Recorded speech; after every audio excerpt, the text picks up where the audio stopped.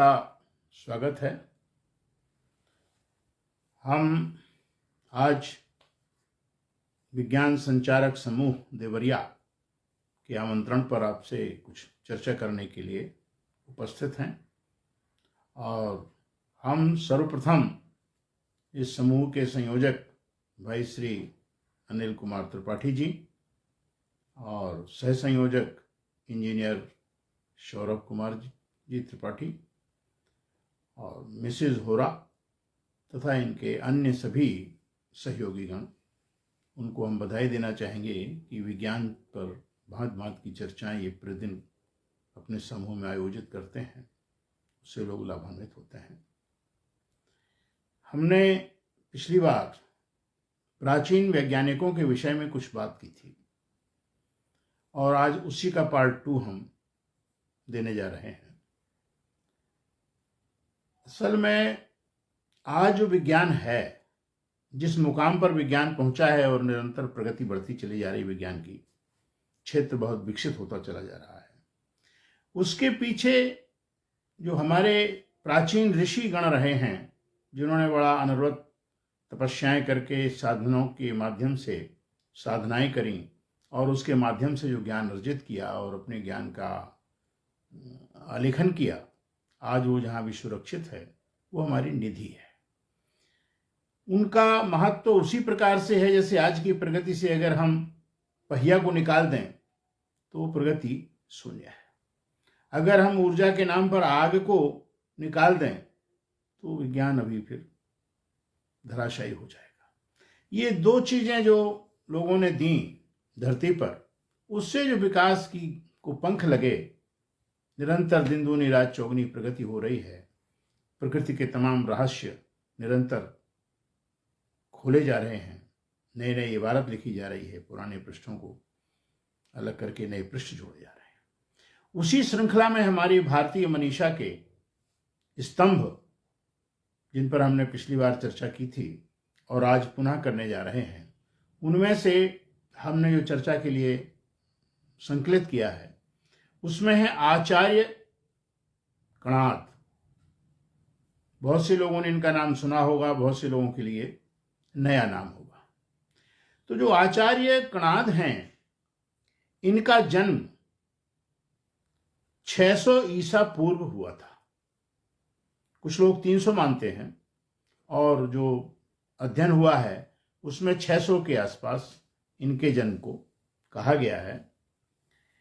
और ये प्रथम व्यक्ति हैं कणाद साहब, आचार्य कणाद जी, जिन्होंने ये अवगत कराया था कि पदार्थ अत्यंत सूक्ष्म कणों से, फिर से सुन लें, पदार्थ अत्यंत सूक्ष्म कणों से बना है।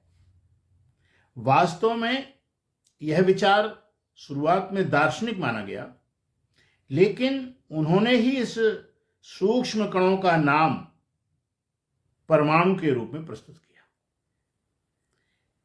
इसे ही अंग्रेजी में एटम भी कहते हैं।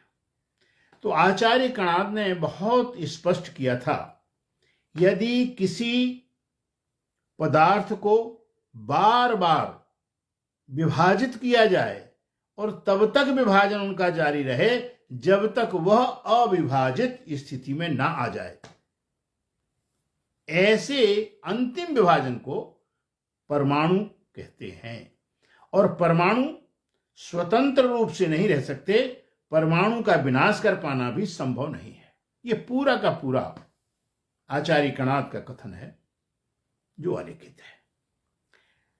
ये एक ऋषि थे, तपस्वी थे और वायु पुराण के अनुसार इनका जन्म स्थान प्रभास पाटन बताया गया है।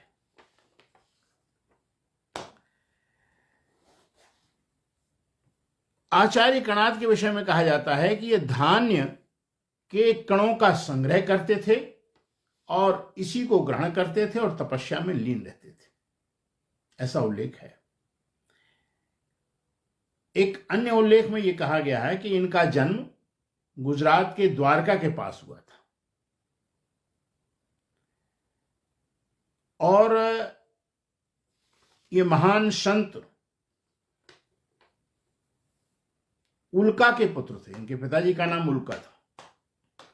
छोटी सी उम्र में ये नई नई चीजों के बारे में खोजपूर्ण इनकी दिनचर्या रहती थी और इन्होंने प्रयागराज, द्वारकापुरी, काशी, बद्रीनाथ आदि की यात्राएं की और इन यात्राओं से जो उनको ज्ञान प्राप्त हुआ वैशेषिक दर्शन नामक ग्रंथ इन्होंने लिखा था।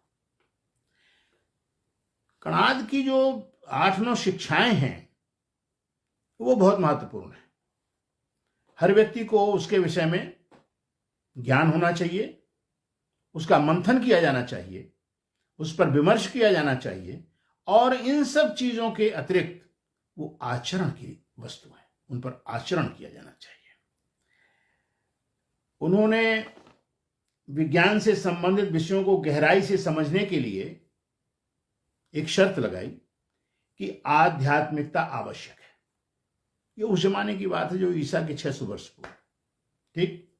और प्रत्येक आविष्कार का उपयोग केवल अच्छे और उत्पादक उद्देश्य हेतु ही होना चाहिए। आप जिस चीज का भी आविष्कार करें उसका उत्पादक उद्देश्य जो होना चाहिए कि उससे एक अच्छा माहौल बने, लोगों को लाभ हो। आविष्कार से लोगों और पूरे क्षेत्र को लाभ होना चाहिए। यह नहीं कि किसी कंपनी को लाभ हो रहा है, किसी व्यक्ति विशेष को, किसी क्षेत्र विशेष, नहीं। उनका कहना था कि आविष्कार ऐसे होना चाहिए कि पूरे क्षेत्र के लोगों को उसका लाभ हो और नए उत्पाद के आविष्कार के पूर्व उसके विषय में उचित समझ विकसित कर लेना चाहिए। बहुत अच्छी शर्तें उन्होंने उल्लिखित की हैं। कड़ी मेहनत और ईमानदारी से ही इस दुनिया में कुछ भी हासिल किया जा सकता है। यह शाश्वत सत्य है, इसमें कोई दो राय नहीं। कड़ी मेहनत और ईमानदारी से ही इस दुनिया में सब कुछ हासिल किया जा सकता है। कई छोटे कणों का संग्रह पूरी व बड़ी वस्तु में बदल सकता है। यह इनका किया हुआ कार्य है कि जब हम छोटी छोटी चीजों का संग्रह करते हैं और उसका अगर हम उपयोग करते हैं तो कोई बड़ी चीज भी बन सकती है, कोई बड़ा उत्पाद भी बन सकता है। विज्ञान सीखना कोई मुश्किल कार्य नहीं है, बहुत साफ साफ कह दिया। किसी भी कार्य की गतिविधि को सफल करने के लिए एकाग्रता आवश्यक है। यह कणाद का वचन है, ईसा के 600 वर्ष पूर्व का यह वचन है। और किसी भी प्रकार का कार्य सफल करने के लिए अनुशासन की भी आवश्यकता होती है। तो इस प्रकार से आचार्य कणाद ने जो लिखा, जो शिक्षाएं दी, वो आज भी प्रासंगिक हैं इतने वर्षों के बाद। क्यों?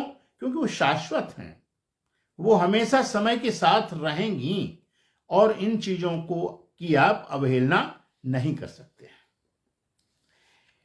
इसके बाद हमने दूसरा विद्वान, दूसरे परमादरणीय प्राचीन ऋषि के रूप में आदरणीय आचार्य चरक को लिया है। आचार्य चरक का जन्म ईसा पूर्व 6ठी शताब्दी में होने का अनुमान है।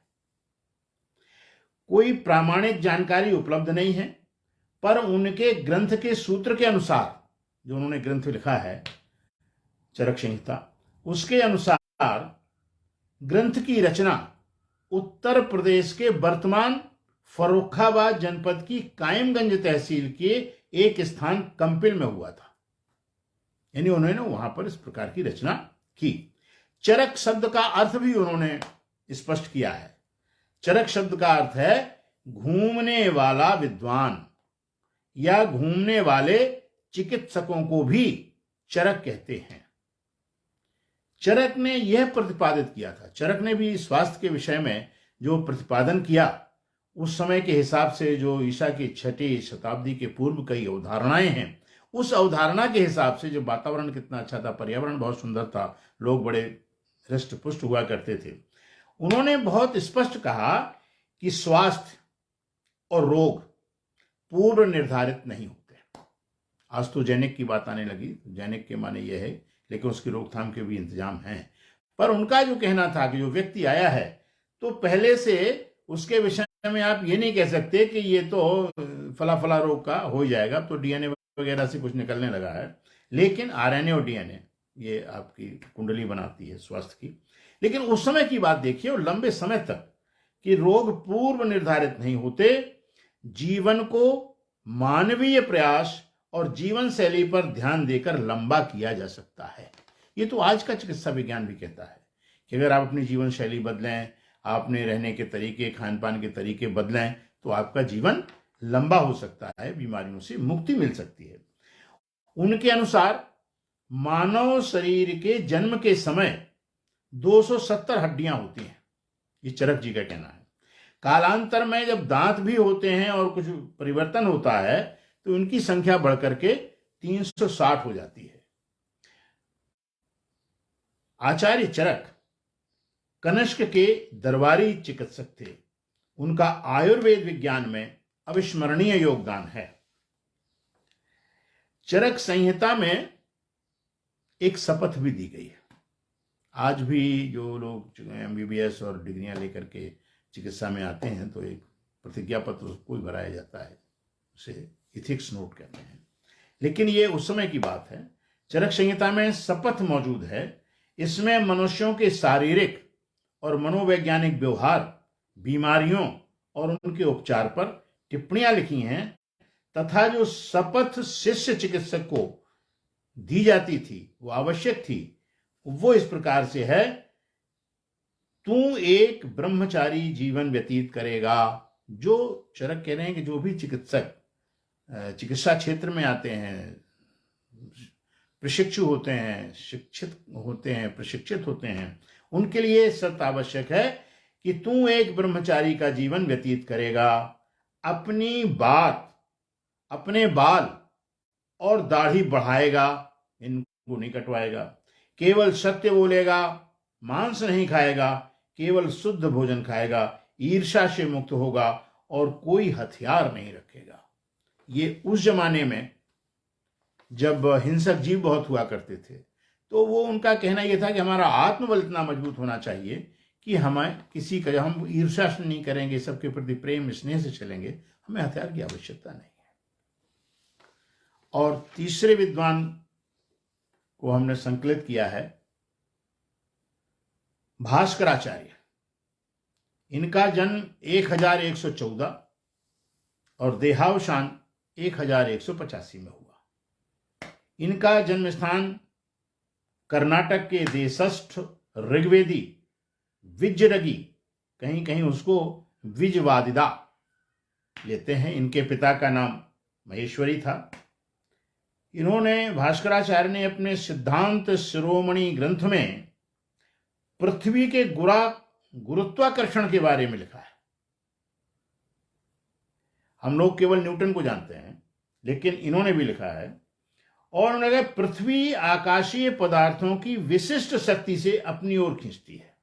पृथ्वी आकाशीय पदार्थों को विशिष्ट शक्ति से अपनी ओर खींचती है, इसी कारण आकाशीय पिंड पृथ्वी पर गिरते हैं। ये उनका उल्लेख है। उन्होंने कारण कौतूहल नामक दूसरे ग्रंथ की भी रचना की थी। अपने समय के सुप्रसिद्ध गणितज्ञ भी ये रहे हैं। उनकी प्रसिद्धि का सबसे बड़ा कारण है कि वह वर्तमान गणित के उन्होंने कई सूत्र 1000 वर्ष पूर्व दिए, जो आज भी शाश्वत रूप से स्वीकार्य हैं। और अपना ग्रंथ सिद्धांत शिरोमणि में वो उन्होंने उनका उल्लेख कर दिया था। गुरुत्वाकर्षण के विषय में भास्कराचार्य जी ने जो सिद्धांत शिरोमणि में लिखा था, उसके 500 वर्ष के बाद ही न्यूटन ने इस पर टिप्पणी की है। तो भास्कराचार्य को गणित की शिक्षा उनके पिता महेश्वरोपाध्याय ने प्रदान की थी। महेश्वरन के पिताजी का नाम था, उपाध्याय थे, इसलिए इस प्रकार से इनका जो ग्रंथ है, जिसका हमने अभी उल्लेख किया, वो 4 भागों में है। पहला भाग लीलावती, दूसरा बीज गणित, तीसरा गृह गणित तथा गोलाध्याय, ये 4 उसके भाग हैं। और इनका देहावसान उज्जैन में 1185 में हुआ। इन सब हमारे उद्भट विद्वानों, दूसरी श्रृंखला में हमने जिनको समाहित किया है, इनके ज्ञान की उपयोगिता सदैव रहेगी। तब भी थी, आज भी है और आने वाले समय में भी रहेगी। आपके पास भी किसी प्राचीन विद्वान का यदि कोई आलेख, कोई जानकारियां हैं तो कृपया हमारे अजय प्रहार चैनल के कमेंट बॉक्स में उसको जरूर दें। हम किसी अन्य वार्ता में उनको भी समादृत करने का प्रयास करेंगे। इन्हीं शब्दों के साथ सभी का धन्यवाद।